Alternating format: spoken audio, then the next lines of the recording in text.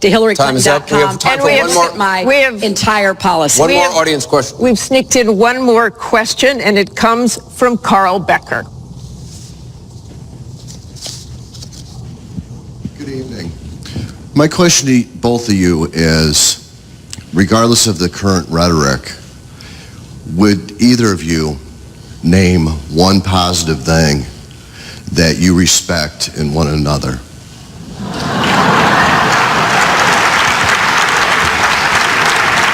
Mr. Trump, would you like to go first? Well, I certainly will, because I think that's a very fair and important question. Look, I respect his children. His children are incredibly able and devoted, and I think that says a lot about Donald. I don't agree with nearly anything else he says or does, but I do respect that. And I think that is something that as a mother and a grandmother is very important to me. So I believe that this election has become in part so conflict-oriented, so intense, because there's a lot at stake. This is not an ordinary time, and this is not an ordinary election. We are going to be choosing a president who will set policy for not just 4 or 8 years, but because of some of the important decisions we have to make here at home and around the world, from the Supreme Court to energy and so much else.